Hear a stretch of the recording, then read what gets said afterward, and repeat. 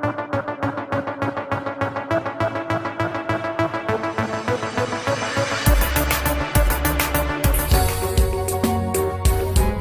from around the globe. Hot, fresh, balanced and objective. On Unity.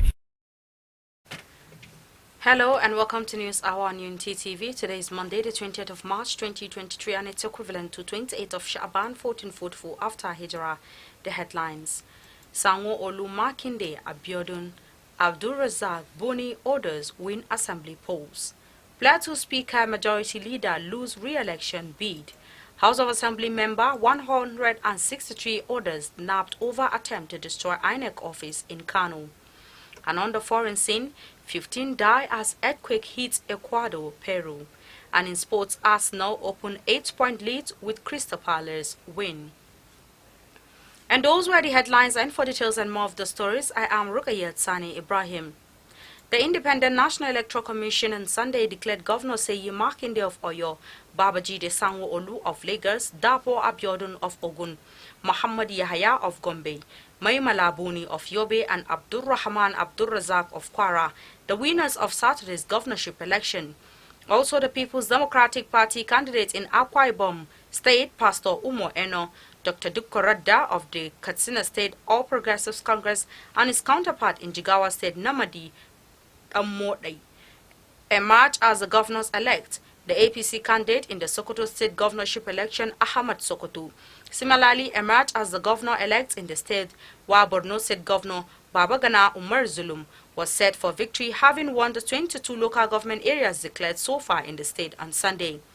There were also strong indications that the Bauchi State Governor Bala Muhammad will be re-elected as he emerged victorious in 14 out of the 19 local government areas results declared as of 10:21 p.m. on Sunday, while his closest rival Sadiq Abubakar of the APC won 5 local government areas. Similarly, the APC candidate in Benue, Reverend Father Hyacinth Alia, is currently leading his opponent in the results so far declared by the Electoral Commission. Speaker of the Plateau State House of Assembly and member representing Pingana State Constituency, Honorable Yakson Sanda, the Speaker and member representing Pengana State Constituency, Honorable Yakubu Yakson Sanda, has been defeated by a female candidate of the People's Democratic Party, PDP, Mrs. Happiness Matthew Akau. Akau pulled 9,933 votes to defeat Sanda of the All Progressives Congress, APC, who pulled 9,672 in the election.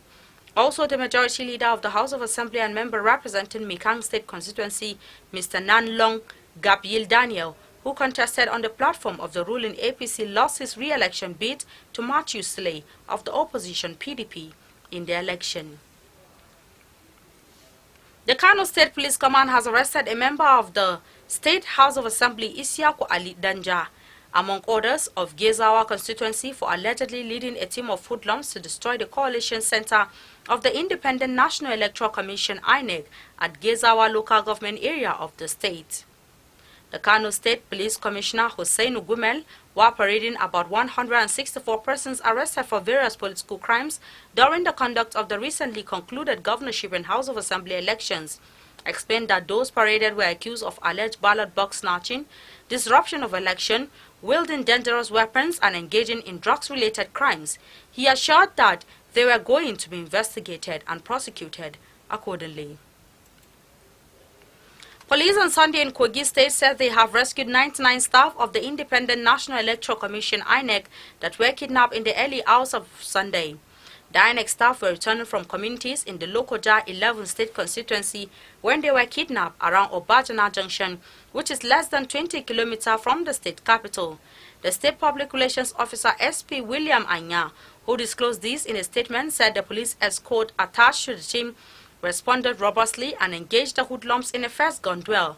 On receipt of the distress call, Anya said reinforcement teams were promptly mobilized and sent to the scene, which equally engaged the attackers, and owing to the superior firepower of the police, the attackers were forced to flee with various degrees of injuries. He reported that the Commissioner of Police in charge of election in Kogi State, CP Yekini Ayaku, has ordered the deployment of operational and tactical assets of the force to embark on thorough combing of the general area with a view to apprehending the attackers and to rescue the 2 victims yet to be accounted for. Yola, the Adamawa state capital, is in turmoil as political talks and misgrants unleash terror, attacks and all sorts of criminal tendencies on the citizens following the inability of INEC to declare the governorship election results. Trouble began at the Coalition Center in INEC headquarters a moment after the returning officer of the poll, Professor Muhammad Mele, announced the shifting of the declaration of the result to Monday morning at about 1 a.m. when news of the postponement filtered into the capital city. Thugs in their hundreds took over strategic locations to attack innocent citizens and passers-by, motorists and other committees. Hoodlums capitalized on their frenzied situation to rob and attack people, even in their homes. Politicians, journalists, INEC staff and others at the Coalition Center are being held hostage at the INEC headquarters as nobody dares to drive out of the premises. Only the service commanders were able to smuggle themselves to their houses, while others who were at INEC on election duties are being held as hostages. The hoodlums burned disused 3 petrol bombs, even as they are armed to the teeth with guns and other dangerous weapons. There was a melodrama at the Kano Governorship Coalition Center as the INEC returning officer Professor Ahmad Doko Ibrahim requested 2 hours of recess. The INEC returning officer for the election, Professor Ahmad Doko Ibrahim, had requested 2 hours to enable him to have a conducive environment to himself to compute the result and also look into the cancellation cases emanating from incidences recorded from various polling units. But the party agents kicked against the returning officer's request with suspicion or fear of the unknown. So far, the results from the 44 local governments have been submitted to INEC. Pandemonium broke out yesterday at Ominlile Abule Ado community in Omuo, Adofu local government area of Lagos State after thugs launched an attack on residents of the area, leaving many of them injured. Some shops were destroyed while windscreens of cars parked on the long stretch of the area were shattered. It was gathered that the invasion of thugs was a spillover of the violence that characterized the governorship and State House of Assembly elections in the state on Saturday. A video which went viral on social media showed the residents, both males and females, holding sticks and pistols to defend themselves. Teams of policemen and military personnel were reportedly drafted to contain the situation. A spokesman for Lagos State Police Command Benjamin Hundeyin said 2 persons have been arrested, adding that normalcy have been restored. A People's Democratic Party PDP chieftain and agent in the governorship and House of Assembly elections in Ebonyi State, Oyibo Nwani, was on Saturday shot dead by thugs who stormed his polling unit in the Onitsha local government area. Onitsha local government area is the home of the PDP governorship candidate, Chief Ifeanyi Odi. It was gathered that the thugs allegedly came to snatch ballot boxes, but youths made the frantic effort to resist them. In the ensuing melee, the PDP chieftain who held tightly to a ballot box was shot in the head when contacted Ebonyi Police Public Relations Officer SP Onemu Onuwavapoebe confirmed the killing. Another foreign scene, a deadly earthquake with a magnitude of 6.8 has hit southern Ecuador and northern Peru on Saturday, killing no fewer than 15 people. The earthquake also trapped many people from both countries on the rubble, but rescue teams have been deployed into streets littered with debris and fallen over lines. According to Associated Press, the United States Geological Survey reported the earthquake devastated the country's coastal Guayas region.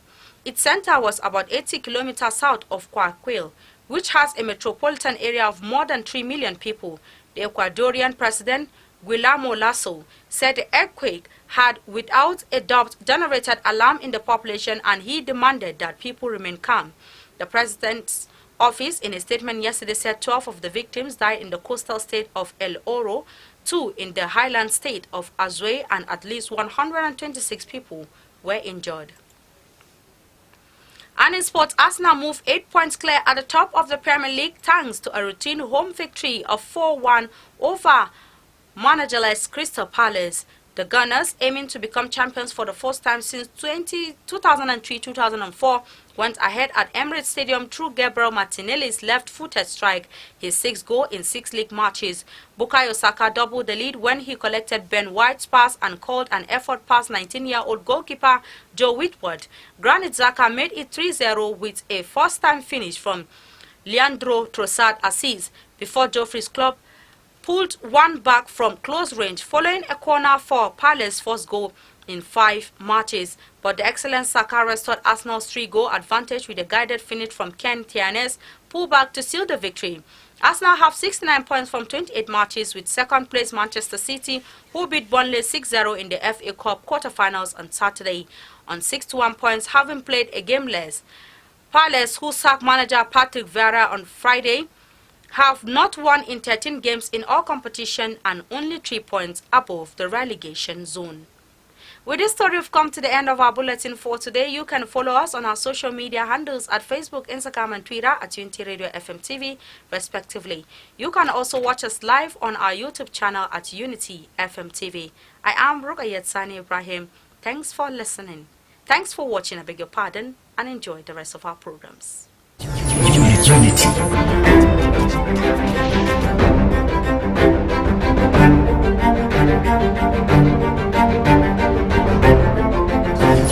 Unity.